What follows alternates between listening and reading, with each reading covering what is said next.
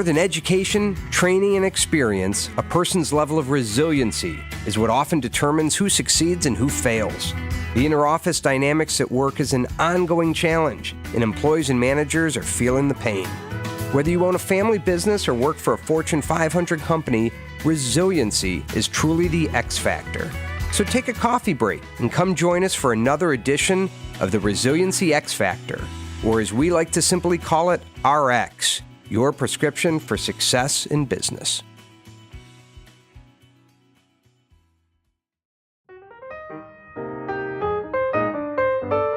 So welcome back as we begin our next podcast and really exploring communication part 2, if you will, with regard to how communication plays a key role in building resiliency in ourselves, in others, and within the organization. In our first podcast around communication, we talked really about and discussed the importance of communication as it relates to building individual and organizational resiliency. Dr. Keith, you talked to us about focusing on listening skills, asking open-ended questions, feedback, and engagement. But I have to tell you, I really think about part of the success around effective communication is really thinking about what is the impact that has with people we interact with and how we ultimately build rapport. Yeah, certainly, Matt, rapport and relationship building is critical. And I would imagine you see this often in your role as an HR leader. Oh, you could only imagine. I'll tell you what, in the workplace, so many times I look at managers and employees and I would think that I'm back in grade school. You know, you're not far off. What do you mean by that, actually? Well, you know, leaders often think of their employees as children.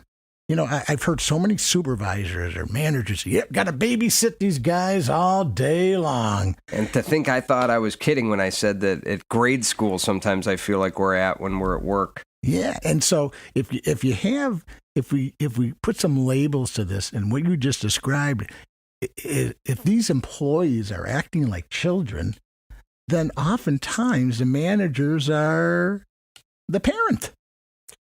So put this a little bit more then in context, if you will. I mean, you're talking a little bit about sometimes how we'll act as parents or employees will act as children. Can you kind of give us a bit of a model? Well, you certainly stumbled on something that I think is critically important in the workplace.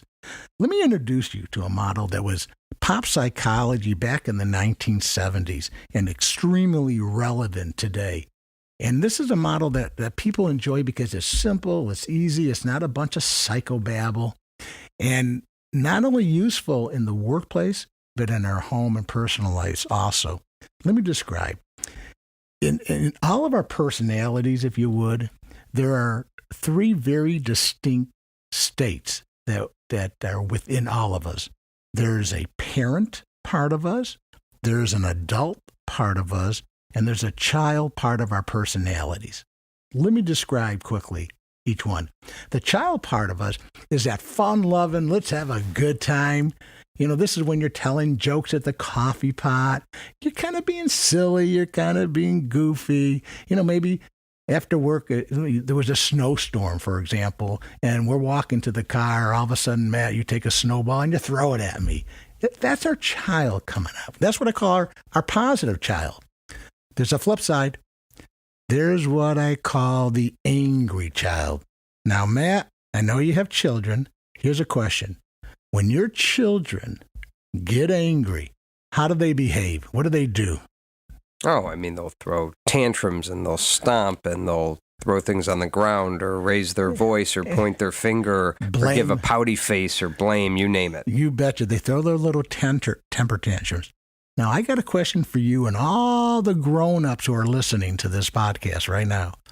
When you get angry, how do you behave? How do you act? Well, sometimes I get angry. I stomp my feet. I blame others. I blame. I point fingers. I throw things. You name it. That's our angry child coming out. So we have a we have a happy child, and we have that angry child. Well, as we get older and we evolve, the parent part of us comes out.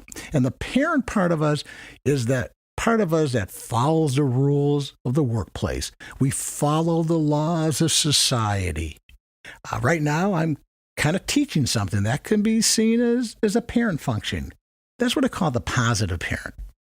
there's a flip side, just like there's a flip side to that child, is what I call the critical parent. And a critical parent would work something like this. I'm going to pick on you, Matt, because I do that well. Matt, what time was this podcast supposed to be? What time was the start time?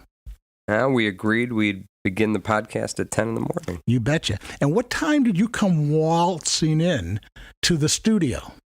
10:11? No, about closer to 10:15. All right. Okay. And now let's say I'm your boss, Matt. Okay. And this is real in the workplace. Okay. And I would then say to you, why were you late, Matt? What do you got? Special rules? Because everybody else, the producer, director, everybody's here on time, and you come waltzing in. You got special permission here, bro? Special privileges, Matt? I hear where you're going. You're kind of talking to me as if you were that parent, critical parent. The critical parent, you got it. That's an example. And then the third is the adult state. And the adult state is that logical, rational side of who we are. So the key to be a highly effective leader, especially in the workplace, is to always remain the adult. But that's not easy to do because, as we're going to soon talk about, is we do get hooked by that child. What do you mean by getting hooked? Well, I mean, what we're talking about is, think about it. Every day, every leader goes in the workplace and they try to maintain that adult position. They want to be the adult. But what happens when we're confronted by that angry child? Typically, one or two things happen. The manager being they, jump in the sandbox with that angry child, or they become that critical parent. It's almost like that angry child is casting a fishing line, and what they're trying to do is to hook you. And let me push back a little bit. Wouldn't you feel like sometimes as a manager you have to lay down the law and say who's boss? Yeah, that's a good question, man, and that's something that comes up in our training all the time. The difference, first of all, don't confuse being the adult as being weak. You can be a very firm and direct adult without being parental. And sometimes it's the way you say it. It could be that one word. It could be that tone. For example, Matt, will you just clean up the mess off the desk at the table right now? Sounds very what? Sounds very parental. You bet it does. Matt, do me a favor. When you leave, we just throw away your trash? Appreciate it. Adult, isn't it? Very direct, to the point, not weak. So don't confuse. So it's all about, how you communicate, as we talked about in the first part, is how you go about doing that. So can you apply this in a work situation? Well, I mean, there's lots of places. I'm going to throw it back to you, Matt. I mean, think about the many times, I'm sure, as an HR professional leader that you are, that you deal with this all the time. You mentioned how someone comes into your office and they're acting like kids. And certainly, as if you confront somebody about their behavior, typically the first knee-jerk reaction when you confront somebody about their behavior, what happens? Oh, they get defensive, as we've talked about many times before. And who gets defensive? Little boys and girls. Yep, so there you go. Yeah, they and they're defensive. And then what happens? And they throw out a hook, and they hook the manager, and they're back, and you got that big argument, the parent-child interaction. To me, it's the biggest source of conflict in my mind in the workplace today. We have trained leaders to be parents, and therefore, if you are being parental, who do you have working for you? A bunch of children. So if we played off of that prescription, if you will, once we can all start to act like adult to adults, we're going to get a lot further in the workplace. Hallucinate with me for one moment, Matt. Tomorrow you come into work and everybody treats everybody adult to adult. How nice would that be? Oh, Pleasantville, I'll take it. Sold. You betcha. All right, so when we come back, why don't we actually then look to apply some of this for some real-time role plays, if you will, and get some experience on how you apply those skills and put them into action based on those day-to-day conversations between employees, managers, and employees. Absolutely.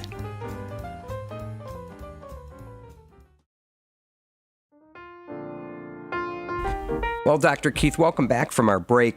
when we previously were talking, you were explaining to us a little bit about that model around parent, adult, child, and oftentimes how we can get ourselves in situations of getting hooked, if you will, in that inability to be able to communicate effectively as an adult to adult. Why don't we try to put some of that into action and maybe use this transition as an opportunity to put some, real life experience to it? Yeah, let's do that. But I want to, before we actually get into it on a deeper level, I would imagine your role as an HR leader, you must deal with this daily almost. Working with people with all kinds of challenges, all kinds of issues, coming to see you who maybe sometimes just acting like a child. And how I would imagine, like all of us, you've gotten hooked. Oh, absolutely. And to me, what tends to get me hooked the most, and we talked about it in our previous podcast of different styles, is that passive-aggressive style. Oh, yeah.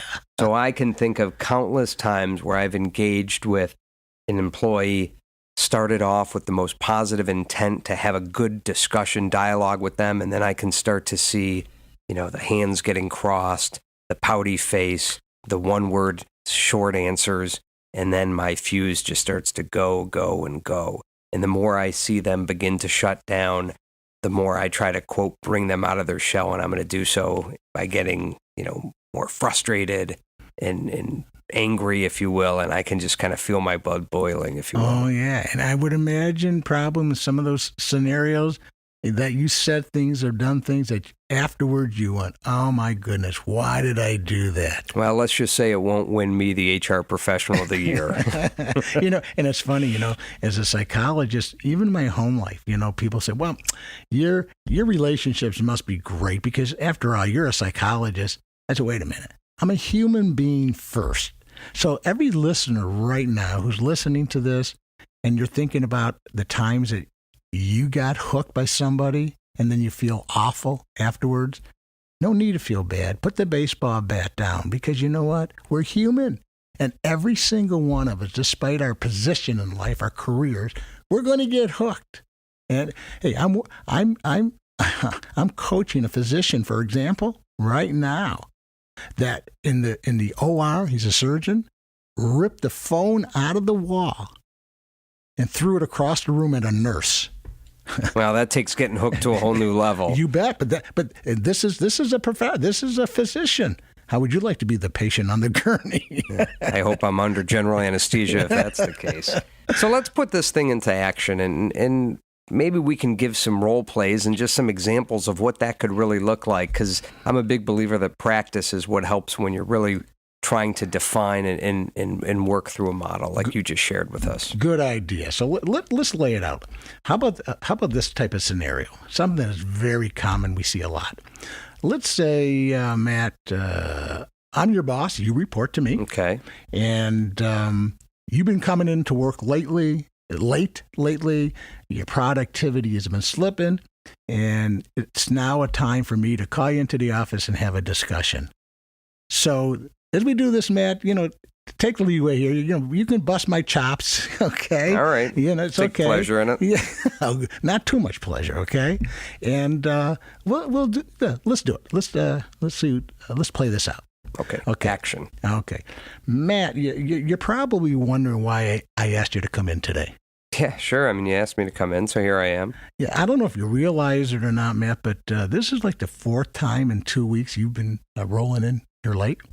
Well, I didn't know I was punching a clock, but you say 4 times, fine, 4 times. Yeah, well, that's what, we see. I'm observing. I didn't know I was being watched. Well, look, I have a team I got to take care of. I got a department to run here. I expect you to be on time like everybody else gets here on time. That's fine, but far be it from me to question that. I guess I didn't know that there were tick marks on every time I came in a few minutes late. Oh, wait. And let me ask you, you think you have special permission to come here? You know what? I think that I should just be treated like a regular an adult, and I just feel like you're treating me just poorly. Well, maybe if you start acting like an adult, maybe that would happen. Why don't we stop here? So let's do a quick debrief. What What did you experience? What did you feel? I mean, I felt like I was being spoken down to. Yeah. And I started off smooth and, try to be an adult. And the way you came at me, you threw out the hook. I bit the hook and my blood was starting to boil. Oh, and it made me feel better. So as I got that opportunity to hook you, I realized I caught myself a nice fish. That's a very interesting point. And because there are people who do that purposely, they try to hook their boss. They play that child role, divide, conquer, or stay tenacious. All right, so let me try to cast a fishing line again, and let's see if you take the bait. You got it. Okay, same scenario. Okay, here we go. Matt, you're probably wondering why I asked you to come in today. Yeah, I mean, you asked me to come in, so here I am. Yeah. I don't know if you realize it or not, but this is like the fourth time in the last 2 weeks you've come in to work late. Are you aware of that? No, I'm not necessarily aware of it. I guess I wasn't punching a clock, but you seem to say 4 times, so I'll believe you. Well, yeah. I mean, I know we're not here to punch clocks, but, there's an expectation that we ought to try to live by the best we can, to be on time. What's going on? I mean, as you said, I haven't been on time. There's 3-4 times I haven't been on time. Yeah. Is there a particular reason or something going on that's causing you to come in late? Well, changing kids' schedules, and so my wife's starting an earlier shift at work and asked if I could take the kids. So I've been taking the kids to school, and in turn, I'm getting to work a little bit later. It makes sense. So with that change at home and your wife's new schedule, it's incumbent upon you to get the kids to school where before she wasn't. Yeah, it's fair. And so that's causing you to be late. Yeah. Good. Why don't we stop right there? And at this point, we would probably do some type of action step or planning to better deal with that. Great. Okay. See the difference between the first role play, how quickly I got hooked, became parental, you got angry, and boom, we are adversarial at this point. Well, the second time, I asked open-ended questions. I listened. I paraphrased, being the adult. And I'm sure if we had more time, you would have probably built on that and helped me understand adult to adult how the decisions that I was making by not coming in on time could have broader implications to other individuals. You betcha. Let me introduce you to a technique, because I know our time is short. And let me introduce you to a technique that will help you or others, all of us, not get hooked. Okay? Let's set up another case study, another situation. And, let me back up. I want everybody to think right now of a time when you were ready to get hooked by somebody. I don't care if it's a child, a coworker, it doesn't matter. You're about to lose it. All you have to do, and this is a 20-second technique that has come from my years of clinical practice. It's a 20-second technique that you do in your own head that will help you not bite the hook. And it's asking yourself the 5 key questions. What are your goals? What can't you control? What can you control?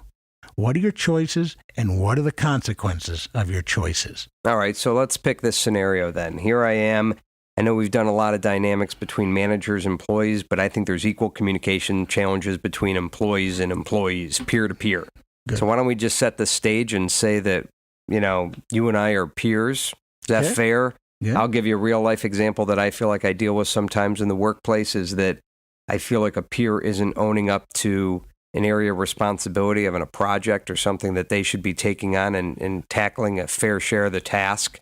And now I've reached a point where I want to tell that person that's frustrating. Okay, something that happened to me, that we worked on a project together, and we're now making a presentation to the senior team, but I do most of the talking. And as I'm presenting to the senior team, I'm talking about I did this, and I did this, not making any reference to a we, you and I. You are livid. You are angry. With that in mind, walk yourself through the 5 key questions. And I'll ask them to you. What are your goals when you have a conversation with me? Well, to be able to share with you how frustrated I am and wanting you to know that I'd rather have you use the we instead of the I. You betcha, to be part of it. What can't you control? Well, I know I can't control how you're going to act or respond to the feedback and the information that I choose to share with you. To make it simple, you cannot control another person's thoughts, feelings, or behavior. All Fair. You can do is influence one another. That's all you can do. What can you control? Well, I can control my own thoughts and feelings and behaviors. You betcha. What choices do you have? Well, I can either choose to be that critical parent, I can choose to be a child and get in the sandbox and tell you how frustrated I am and have my tantrum, or I can actually try to have an adult-to-adult conversation. Absolutely. And let's say you choose to be parental with me. What are the potential consequences of you being parental with me? Well, if I'm talking to a peer, they're going to say, who are you to be a parent to me? And they're going to get right down into that sandbox and be that child. You betcha. And let me ask you, are those your goals to make me become and make this more childlike? Not at all. So here's the deal. If the consequences are not in line with your goals, bad choice, don't do it. If you choose to be the adult, the potential consequences, you're going to better understand, and it's going to lead to resolution, and you're going to feel better. I'm going to feel better. We're going to have an adult-adult communication. Well, it sounds like a great pregame checklist before you get into a good discussion and dialogue. And or during. If you're talking to an angry customer or somebody who's really causing a lot of anger inside of you, take yourself through the 20-second technique. All right, I like it. Question technique. So once again, I think we have a great opportunity to have taken not only just some good theory and discussion, but really put it into practice and give us some real-time skills that we can apply to drive more effective communication in the workplace. And in the end, that will make us, others around us, and the organizations we're a part of even more resilient. Dr. Keith, I can't thank you enough and look forward to our next podcast. Me too, thanks. So we hope you enjoyed another edition of the Resiliency X Factor, or as we simply call it, RX, your prescription for success in business. See you at the next coffee break.